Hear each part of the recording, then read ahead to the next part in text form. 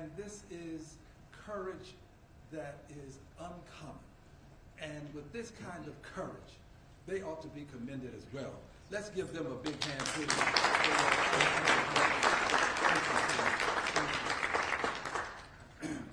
Yes, we have a challenge before us. Dr. King reminded us that life is an inescapable network of mutuality, tied to a single garment of destiny. What impacts one directly impacts all indirectly. And that's what we're facing now, this challenge of it not being Texas. It's not just Texas. It really is the United States of America, because if they succeed in Texas, they will take this to other states. They will take this to the county court level. They will take this to the commissioners, the school boards. They will take this across the length and breadth of the country, but they'll do it if we only stand by and watch them. But if we take a stand, we can stop them. That's what we're doing today. We're taking a stand, and we're going to prevent them from going forward in Texas. All right. And here's why we have to take this stand. Because one vote makes a difference. One vote makes a difference. It was one vote that allowed them to get the big, ugly steal out of the House. One vote. And it was one vote in the Senate, with the vice president casting that vote, that allowed it to get out of the Senate and back to the House. Friends, I regret to tell you that the 18th Congressional District was not represented when that first vote took place. It was not. If the 18th had been represented, they'd have to find that one vote someplace else.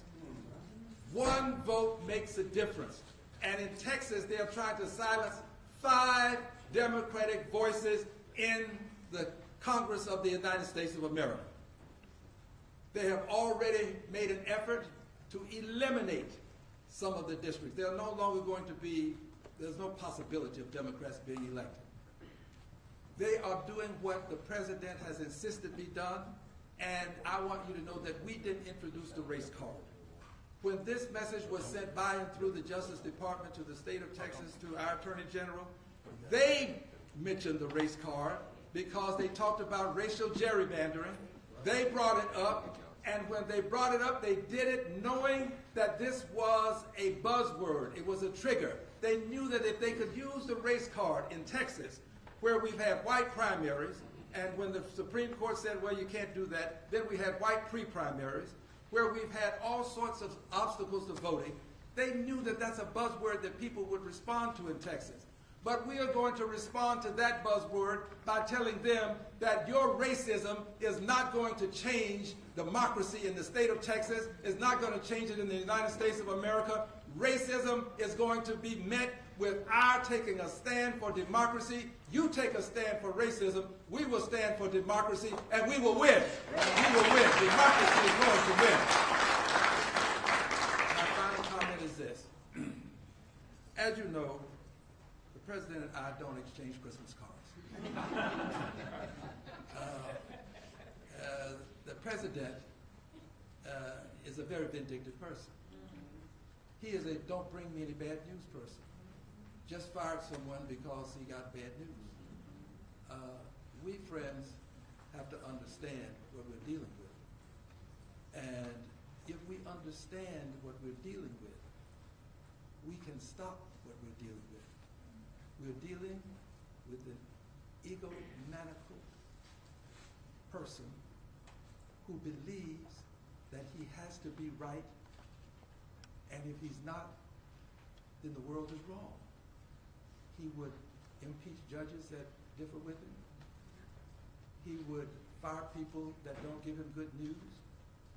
He would change congressional districts just to get rid of people that have challenged him. But I want you to know this. The challenge is not over. It is not. Yes, we have brought challenges against him, and I want to assure you of this. There are no circumstances that will prevent me from continuing to challenge the bigotry emanating from the presidency in policy. I will not stop, and I promise you, this president is going to he's going to be brought down. Yes. He's going to be brought down. He has to be brought down. And I don't mean physically. I'm talking about politically. We will bring him down. He will be impeached again. I thank you. I'd like to bring on Chair Jessica Gonzalez. Hello, again, my name is Jessica Gonzalez, and I'm proud to represent House District 104, which includes parts of Dallas and Grand Prairie. I'm also honored to be the chair of the Texas House LGBTQ caucus. Look, when we all got elected here, we were elected by our constituents, and that's who we work for. They elected us to represent their voices, their family, and their future. And that's exactly what we're all doing here by denying Texas Republicans quorum in order to pass these rigged congressional maps. And so I'm very proud to stand united with my Democrat colleagues. Look, one thing I do know is that Texas House Democrats know how to fight. We've been in these fights before. We've had to fight every single day when we're in regular session. And so we have our sleeves are rolled up, and we're ready to take this fight wherever it's going to take us, because our communities, our state, and our nation is definitely worth fighting for. And we know this is not about providing flood relief, because these congressional maps have been pushed. We have not had real discussions about providing folks relief who are in desperate need of it. And so we're just not going to stand for it. We're tired of it, and we're not going to let them do that to our communities. And so I'm proud to stand here united with my Democrat colleagues. You know, when I first got elected to House District 104, I was the first Latina to ever serve in that position, and I'm very, very proud of that. My community is a majority-minority district, and so when we do these kinds of, play these political games that Republicans want to play with our communities, it hurts our people like in my district, and the districts of people that are standing behind me. And we take our jobs serious, unlike Texas House Republicans. So thank you.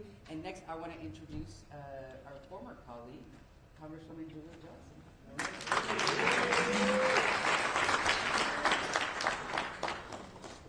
The most beautiful group of people. It is it's a big honor for me to be standing here as a former colleague, a former member of the Texas House, a former quorum breaker, and protesting the right to vote in Texas, and now as a member of Congress. And what is happening is so outrageous. And I want to talk a little bit about my district and the impact that this is having. So I represent Texas 32nd Congressional District. It's an urban district. It's 80% in Dallas County, a little bit of the Collin County, the county to my north, and a little bit of Denton County. But for the most part, it's very urban. There's not a single farm plot in Texas 32. They have divided it into 7 new congressional districts. 2 that go all the way to the Oklahoma border. 2 that go almost from Dallas to the Louisiana border. And then the others in a mishmash of rural Texas. My district I have 7 cities that have been dismembered, paired with 6 to 7 rural counties. So what they've done is they've taken a group of people, predominantly minority, I have a minority-majority coalition seat of a city, and then paired it with 5 to 6 rural counties that have no commonality of interest whatsoever. The issues facing the constituents of my district are very different than the issues facing the constituents of Upshur County, which is in very East Texas. They're very different issues. I have 62% renters. That county is mostly rural white farmers. And the list goes on and on. And so what is happening here is the most blatant, racist disregard for the voters of Texas. Because let me remind you, and I was there, we were all there when these maps were passed in 2021 by unanimous votes of the Republicans who have just now issued arrest warrants for my dear colleagues and friends. Because they all swore at that time these maps were the most beautiful maps. They were perfect. They didn't disenfranchise voters. They've had lawsuits, they've filed affidavits, they've given depositions, they've sworn in all at ways to Sunday that these are the perfect maps. Until President Trump gets nervous because his poll numbers are in the crapper. Because he knows that the American people are not swallowing the crap he's pushing. Because he's harming millions and millions of people. His poll waters are underwater, and he knows he's not going to win. He knows he's not going to win in November of 2026. So rather than push for policies that the American voters want to support, they come back with this rigged up thing, a DOJ opinion that implies that these Texas maps now have to be completely dismembered. And it's wrong, and the voters of Texas, I hope, are listening. Because the courage that my dear friends and colleagues are showing by saying, no, we're protesting, we're putting ourselves at great risk to stand up for democracy and America. And voters, I hope you're seeing that. I hope you're feeling it. I hope you are experiencing the courage and the hope that these folks are providing. Because what is happening is an attack on our democracy throughout this entire country. And I'm so pleased and so proud that they're standing up for us all. Because what's happening here now, it's cracking throughout other states. You know, we're having a national conversation over voter rights. And I want to encourage California and New York and Maryland and Washington State to say, you know what, gloves are off. If war is war, and Democrats, if y'all are going to do it in Texas, we're going to do it here, and this is a national war. And Democrats are no longer going to sit by handcuffed. This is an all-out war, and everything is on the table. And that is a message I really hope gets out loud and clear. But at the end of the day, I want to say thank you to each one of you for what you're doing. Know that the Democrats of the United States House of Representatives are 100% behind you. I hope you're feeling it, and I hope you out there, the voters, are getting a little glimmer of why politics is important. And that if they say, well, I don't know, politics doesn't affect me. I'm saying, honey, it does. If you don't do politics, politics will do you. And here we are. Politics is doing a lot of people right now. But you know, I want to end with this. We're all very proud Texans up here. Most of us. Somewhat proud. But we're all very proud Texans. We come from a state of great pride.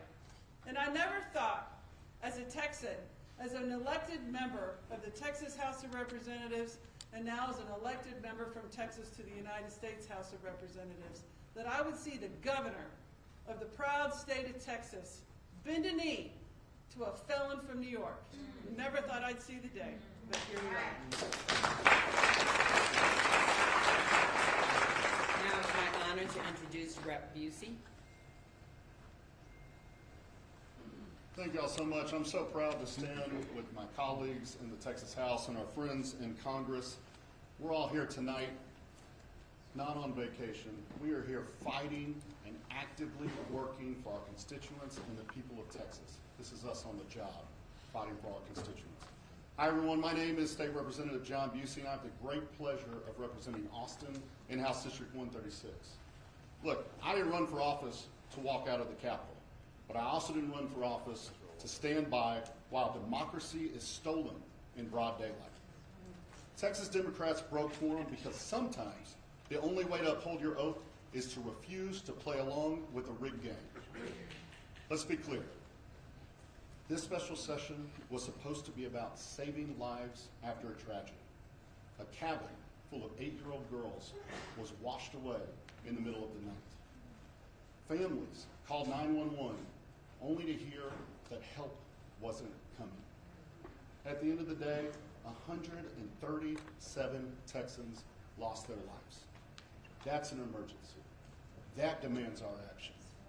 But instead of holding hearings on flood prevention, Greg Abbott and Donald Trump held 8 hearings on redistricting, not for fairness, not for representation, but to manufacture 5 more Republican seats in Congress to enable Trump to cling on to power. That isn't governing, that's a heist. And we're here to stop it. When politicians can redraw the maps in the middle of the decade just because they're scared that voters won't reelect them, that's betrayal.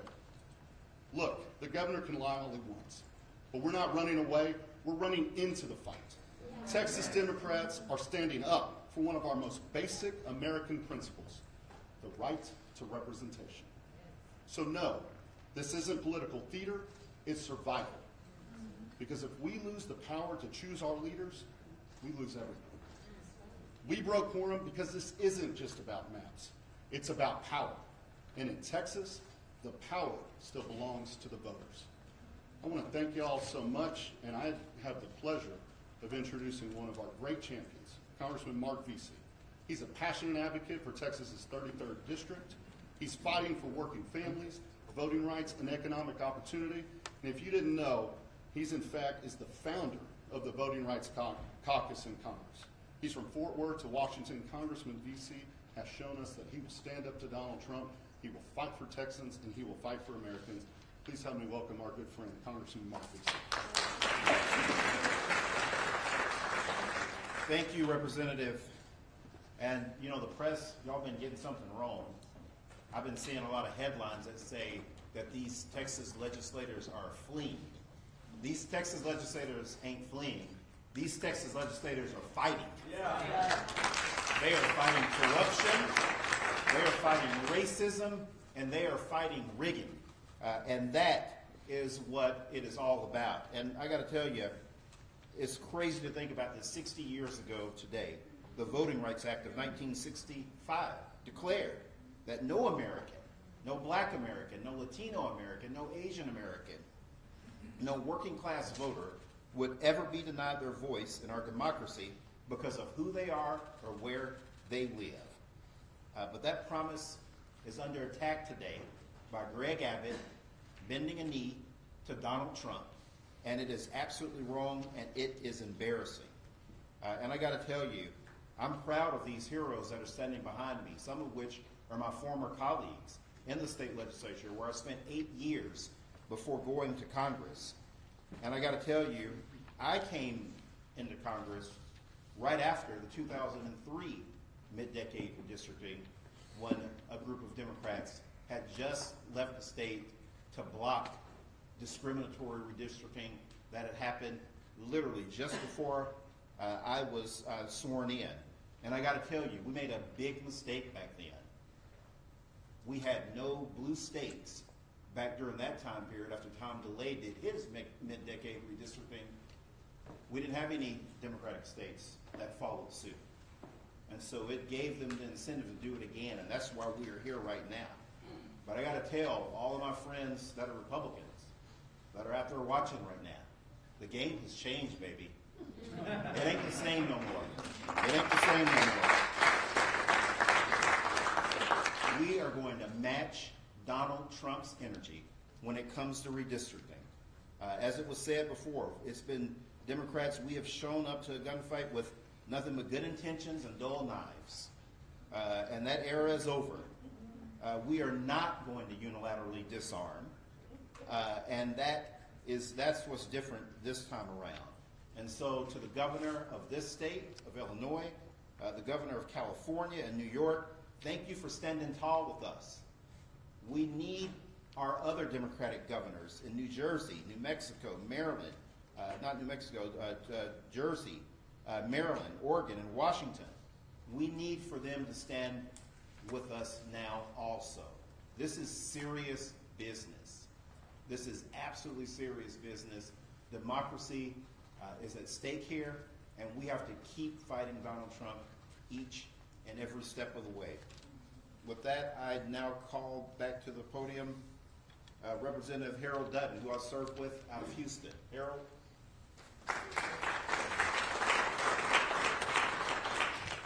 Good afternoon, everybody. Let me start by saying my name is Harold Dutton.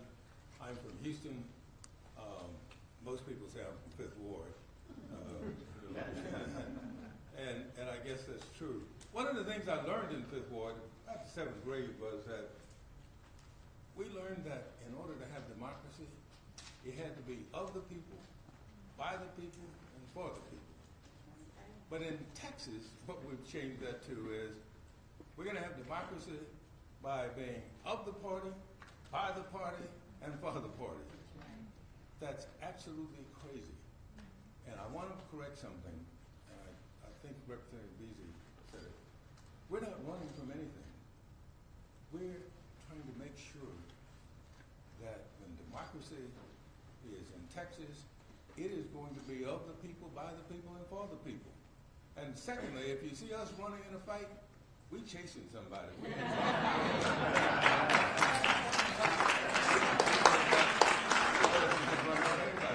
Now, let me end with this. I'm here because one of my constituents told me, she said, well, if you all are going to hang separately, you might as well hang together. And so I'm here with my colleagues because I don't think we're going to hang. Because another constituent said to me, Representative Green, said, you know the story in the Bible about Haman and Mordecai?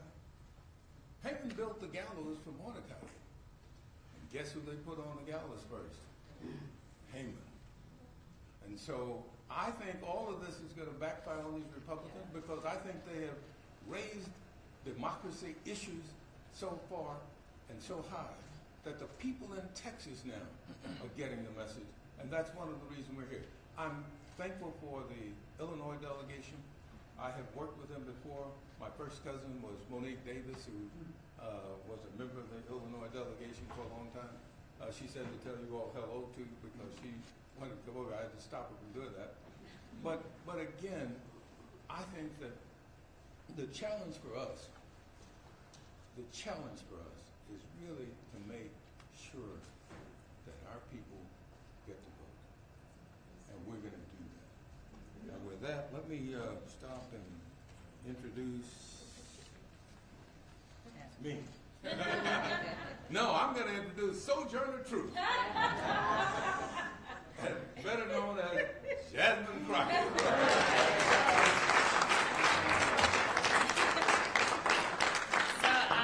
Your last and final speaker, but let me tell you something. I want to make sure that I make it clear who these people that are standing behind me are. Because I don't think that the American people truly understand the amount of sacrifice that these warriors and heroes are making right now. Most people don't understand that in the Texas House you only get paid $7,000 as it is as a salary. But these people are saying, listen, we are going to do our job because we understand our oath, unlike those that serve on the federal level and are Republicans, as well as those that serve in our current Supreme Court and happen to have been appointed by Republicans, as well as those that serve in the Texas House right now and happen to be Republicans. These are people that understand what it is to be a representative. They understand their constituencies, and instead of trying to stomp on them, they want to do everything that they can to stomp for them. And so that's why they're here. Now let me say, this governor talks a lot of noise. And I made sure that I put up my warrant from 4 years ago to make it plain that they talk a lot of noise, but these guys are weak. That's why they're over here trying to bully people. Bullies are always weak. The difference is, they expect Democrats to kind of be the nice guys that we are. They expect us to take the punch and say thank you. Well, I am here to tell you not only are we going to punch back, but we're about to beat you down. We are going to win. I'm going to tell you why we're going to win, because people are tired. And as it's already been said, we got a few truth tellers that came before us. A number of them came out of Texas, so I need y'all to understand that maybe you haven't learned these amazing warriors' names, but you will know their names. Y'all know how the president feels about me. Got my training ground right there in Texas. We know that there was another amazing black woman out of the state of Texas by the name of Barbara Jordan that had to check another corrupt president by the name of Nixon. So I'm here to tell you, just like I told a group of folk in Arizona yesterday. Frankie Beverly and Mays said it best. We are one. For everyone that's been asking, where are the Democrats? Well, here they are. For everyone that's been asking, where is the fight? Well, here it is. But let me tell you something. Don't leave them out on the ledge by themselves. They need to know that you, the American people, stand with them because they are standing for you. There's so many people that they will never meet, but they understand the importance of making sure that they have a voice when it comes to their government. They understand the importance of standing for what democracy is and making sure that it does not fall by the wayside. They understand that we have a Timmu Hitler in the White House right now that thinks that he is going to become the dictator of the United States. Well, I got another thing to tell you, sir. The Democrats, no matter whether we're talking about these Texas House Democrats, or whether we're talking about the governor from Illinois, the governor from California, or whether we're talking about New York, or I can go through the states and it's not just the governors. It is the state houses. It is the state senators. It is those congressional delegations that are saying, do what you got to do, and I will fight, and I will win, and I will earn my seat back to the people's house in D.C. I am here to tell you that time is up for playing in our faces. The Democrats are not going to stand for this any longer. We know that we are standing for the people. And so long as we stand for the people, I absolutely believe that people are going to stand for us. So I just want to be clear. Do whatever you can to support these heroes. Because they are the ones that had to leave their families. They are the ones that have warrants out for their arrest. They are the ones that are doing things that, honestly, a lot of other people do not have the audacity to do. So make sure when you talk about them, press, put some respect on their names. I appreciate y'all.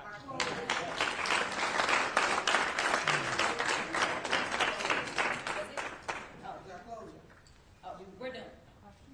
We're done. How will you pay for them? Mr. Brewer, are you taking questions? Yes, we are. We done. That's what it says. We were supposed to have Oh. do the closing. I'm Okay. sorry. I apologize. Sorry.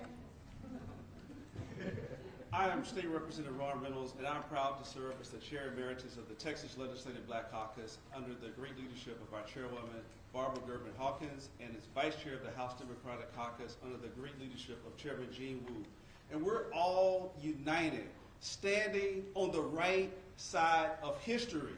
You know, Congressman BC's right. It was 60 years ago that the Voting Rights Act of 1965 was passed into law. And it was signed by a great Texan by the name of Lyndon Baines Johnson. But that Voting Rights Act didn't come easy. It came as a result of people who made the ultimate sacrifice, people who we may remember, like Congressman John Lewis, who made good trouble. He risked his life to end Jim Crow. He did everything with other freedom fighters. They took freedom rides. They sat at lunch counters. They did everything they could to end poll taxes and literacy tests. And thank God, many of us here today would not be here but for the Voting Rights Act of 1965. It was, as Congresswoman Crockett said, Barbara Jordan, who was the first African-American congresswoman from the South since Reconstruction. She was only there because of that bill. And here we are on the right side of history trying to stop the Texas steal by Abbott and Trump. They want to take us back. They literally want to take us back by disenfranchising black and brown communities. And we say no. No, we say hell no. Not on our watch. We will not allow you to turn back the clock. We're going to continue to fight. We're going to continue speaking truth to power. We're going to continue doing everything we can to protect the precious fundamental right to vote. And I will end with this. Our scripture teaches us in Proverbs 31:8-9 to speak out for the one who cannot speak, for the rights of those who are doomed. Speak out, judge fairly, and defend the rights of oppressed and needy people. Ladies and gentlemen, I submit to you that the Democrats are going to keep speaking out. We're going to call out the racist gerrymander that President Trump and these MAGA extremists like Trump, like Abbott, want to push down our throats. Not on our watch. We're not going back. Thank you.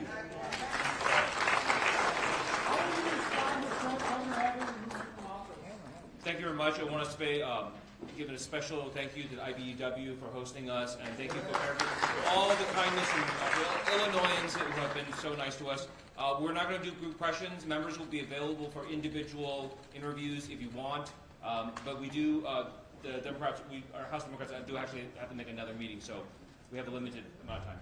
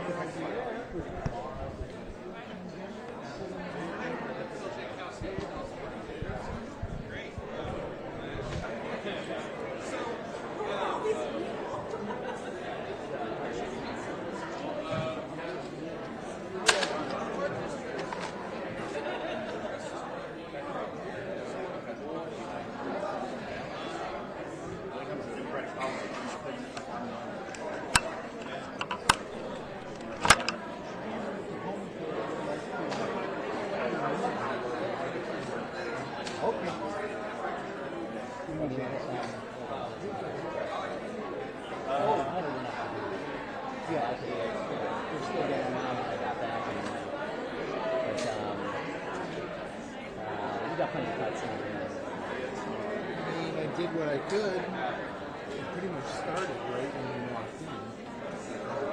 I tried to get some of that. Yes. And then Lauro got some shots of stepping off the fence. Perfect.